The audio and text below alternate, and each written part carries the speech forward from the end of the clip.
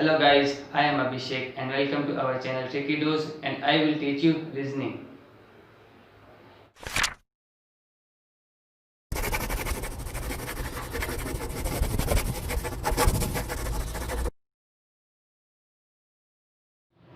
Hello guys, तो आज हम जनरल इंटेलिजेंस और रीजनिंग पढ़ेंगे। तो पहले हम रीजनिंग पढ़ने से पहले हम अपना सिलेबस देख लेते हैं। तो हमारे सिलेबस में पहला टॉपिक आता है डाइस, तो उसके बाद आता है blood relation, analogies, direction sense test, coding decoding और सिटिंग अरेंजमेंट्स। उसके बाद इंसर्टिंग द मिसिंग कैरेक्टर और नंबर। उसके बाद नेक्स्ट टॉपिक है अर्थमेटिकल नंबर सीरीज। उसके बाद arithmetical computation, similarities, judgements, discrimination, logical arrangement of words, figure matrix questions और क्लासिफिकेशन। तो चलिए हम अपना नया टॉपिक स्टार्ट करते हैं आज डाइस से। तो डाइस मोस्टली 2 टाइप्स के डाइस होते हैं। पहला हो गया आइडियल डाइस, आइडियल डाइस या इसको हिंदी में बोल सकते हैं आदर्श पासा। और एक होता है normal dice, normal dice Hindi में तो पता ही होगा। तो चलिए देखते हैं आइडियल डाइस में क्या होता है। तो आइडियल डाइस की जो खासियत है वो ये है कि इसमें जो अपोजिट साइड होती है उनका सम 7 होता है। तो यहाँ लिख लेते हैं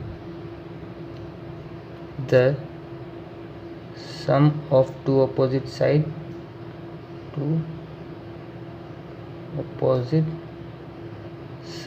will be equal to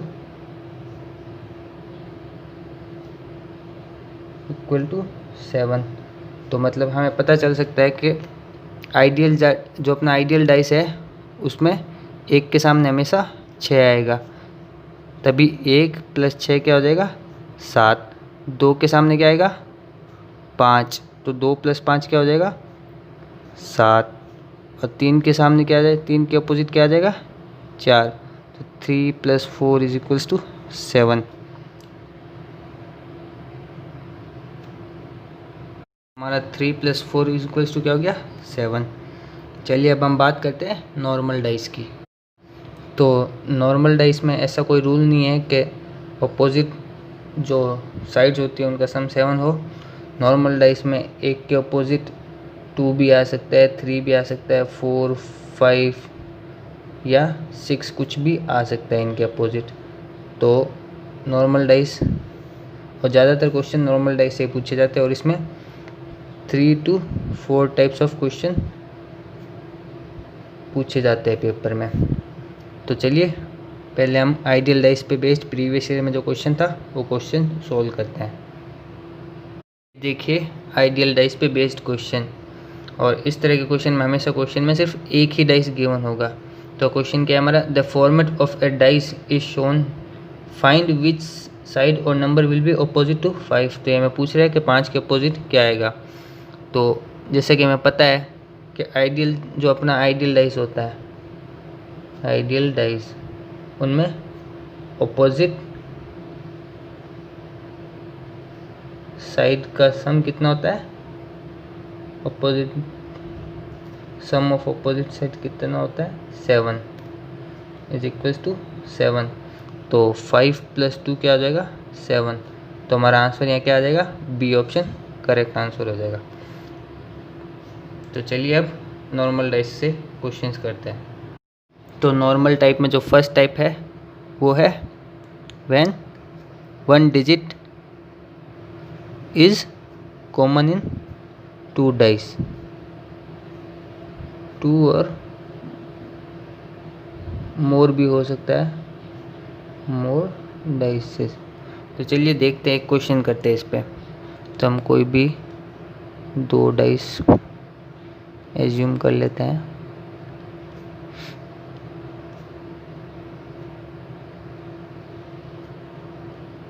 one 3 5 दे लेते हैं इसको, और इसको दे लेते हैं 1 2 और 6। तो इस टाइप के क्वेश्चन में हमें क्या करना है, एक डिजिट हमें कॉमन मिलेगा और जो डिजिट कॉमन होगा उसे पकड़ के पूरे डाइस को क्लॉकवाइज रोटेट करवा देना है। तो क्या हो जाएगा, एक डाइस 1 को लेके 1, 5 और 3, ऐसे ही डाइस सेकंड को लेके रोटेट करवाना है। तो क्या आएगा, 1, 6 और 2। तो हमारा 3 के सामने क्या आ जाएगा, 2, 5 के सामने 6, और अब क्या बच गया, 4 बच गया। तो वो किसके सामने आ जाएगा, 1 के अपोजिट आ जाएगा, 1 के सामने आ जाएगा। तो चलिए इस पे बेस्ड कुछ और क्वेश्चंस करते हैं। तो ये हमारा टाइप 1 पे बेस्ड एक क्वेश्चन। तो 2 डाइस दिए हुए, पूछ क्या रहा है, if 5 is on the top of dice then which will be at the bottom of dice. मतलब 5 यदि डाइस के टॉप पे है तो डाइस के बॉटम पे कौन सा डिजिट होगा। तो फिर से यही करना है, 5 कॉमन है तो 5 को पकड़ के क्लॉकवाइज रोटेट करवाना है। तो क्या आ जाएगा, यहाँ लिख लेते हैं सॉल्यूशन, 5, 3, 1, और ऐसे इसी डाइस में करना है, 5 को पकड़ के क्लॉकवाइज रोटेट करवाना है। तो 5, 4, 2, तो 1 के अपोजिट आ गया 2, 3 के अपोजिट 4, और अब 6 बच गया। तो 5 के अपोजिट क्या आ जाएगा, 6। अब दोस्तों इस क्वेश्चन को एक और तरीके से भी कर सकते हैं। जैसे हम देख सकते हैं 5 के साथ में 1 और 3 है, और यहाँ 5 के सामने 2 और 4 है। मतलब 5 के अपोजिट 1 और 3 कभी नहीं हो सकता, ना ही 5 के अपोजिट 2 और 4 हो सकता है। तो 5 के अपोजिट क्या आ जाएगा, 6, और हमारा ऑप्शन ए करेक्ट आंसर हो जाएगा। चलिए एक और क्वेश्चन करते हैं इस पर। तो फिर से क्वेश्चन, इस क्वेश्चन में हमसे पूछ रहा है which shape will be opposite to heart shape. तो अब देख लो, 2 डाइस है, दोनों में ये स्टार को मना रहा है, तो स्टार को पकड़ के क्लॉकवाइज रोटेट करवा देंगे। तो पहला क्या आ जाएगा अपना, स्टार, उसके बाद सर्कल, और उसके बाद स्क्वायर। इसी तरह सेकंड डाइस में भी यही करेंगे, स्टार को पकड़ा और क्लॉकवाइज रोटेट करवा दिया। तो स्टार, उसके बाद @ और उसके बाद हार्ट शेप। तो अपना हार्ट शेप पूछा है, हार्ट शेप के अपोजिट में क्या आया, तो उसके अपोजिट में क्या आ गया, स्क्वायर आ गया। तो अपना आंसर क्या आ जाएगा, स्क्वायर। ये अपना आंसर हो गया। तो चलिए अब टाइप 2 पे चलते हैं। तो टाइप सेकंड हमारा है when 2 digit are common in 2 dices. मतलब 2 डाइस गिवन होंगे, उनमें 2 डिजिट कॉमन होंगे। जैसे देखते हैं, फिर से 2 डाइस बना लेते हैं।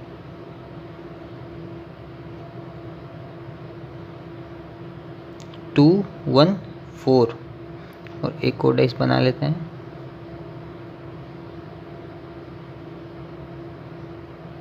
1 2 5। अब हमें एक बात ध्यान रखनी है सेकंड टाइप में, जब भी हम सेकंड टाइप के क्वेश्चन करेंगे तो हम जब मतलब 2 डिजिट अपने कॉमन है तो हमें इसको पकड़ के रोटेट नहीं करवाना है, किसी कैसे भी रोटेट नहीं करवाना है। तो इसमें सीधा सीधा क्या हो जाएगा, जो 2 कॉमन है हो और 2 डिजिट अलग अलग है, जैसे 4 और 5 अलग है, तो 4 के अपोजिट में क्या आ जाएगा, 5 आ जाएगा। तो चलिए इस पे बेस्ड और क्वेश्चंस करते हैं हम। तो टाइप सेकंड का हमारा फर्स्ट क्वेश्चन है, 4 different shapes of dices are given, find the number which will be opposite to 2। तो हमें 4 डाइस गिवन है, dice 1, dice 2, dice 3 and dice 4। तो हम देखते हैं 2 3 4। अब ये देखते हैं किसी में 2 4 या 3 4 कॉमन है क्या। तो 2 3 इसमें कॉमन है। तो फर्स्ट और सेकंड डाइस से हमें क्या पता चलता है कि 2 और 3 कॉमन है, तो 4 के अपोजिट में क्या आ जाएगा, 1 आ जाएगा। उसके बाद फिर से देखते हैं 2 3 4 में से कोई कॉमन है, तीसरे डाइस में 3 और 4 कॉमन है, तो 2 के अपोजिट क्या आ जाएगा अपना, 5। और लास्ट क्या बच गया, अब 3 बच गया, तो वो ऑटोमेटिक 6 के अपोजिट हो ही जाएगा। तो हमारा कौन सा ऑप्शन करेक्ट हो गया, ऑप्शन बी। चलिए और क्वेश्चन करते हैं इस पे बेस्ड। तो इस क्वेश्चन में हमसे पूछ रहा है विच number will be in front of 6। तो चलिए इसे भी करते हैं। अब देखिए डाइस 1 और डाइस थर्ड में 1 और 4 कॉमन है, तो बचा क्या 6, और यहाँ क्या बचा 2। तो 6 के अपोजिट क्या आ गया 2। तो हमारा यही पूछ रहा था हमसे, 6 के अपोजिट क्या है 2। चलिए और देख लेते हैं।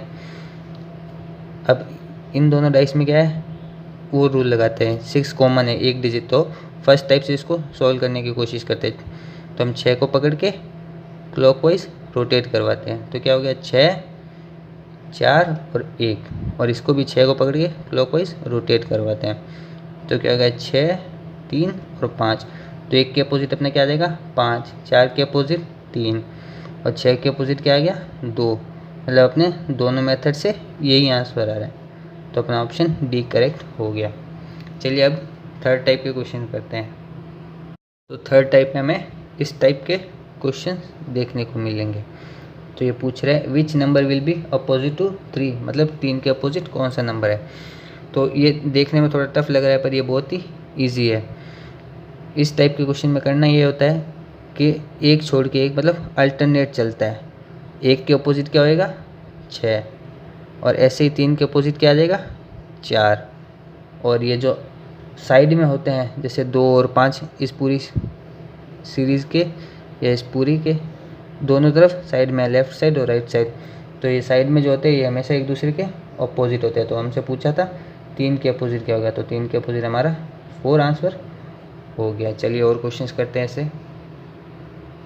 तो नेक्स्ट क्वेश्चन में हमसे पूछ रहा है shaded part is the base of dice, then find which number will be opposite to 1। 1 के अपोजिट पूछ रहे हैं। तो जैसा कि हमने इस क्वेश्चन में देखा था अभी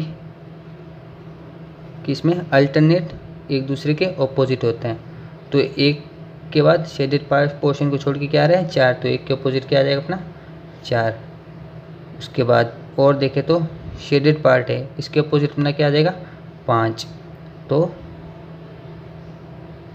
शेडेड पार्ट के अपोजिट क्या आ जाएगा अपना, 5 आ जाएगा। और 2 किसके अपोजिट आ जाएगा, 3 के, क्योंकि हमेशा एक दूसरे के, यदि साइड में लेफ़्ट साइड और राइट साइड में हो तो ये हमेशा एक दूसरे के अपोजिट ही होते हैं। तो हमसे क्या पूछा था, 1 के अपोजिट क्या है, तो 1 के अपोजिट क्या है, 4। तो चलिए दोस्तों आज के लिए इतना ही, बाकी की बात हम नेक्स्ट लेक्चर में करेंगे और कल इस पे बेस्ड और भी अच्छे अच्छे क्वेश्चंस करेंगे। Thank you.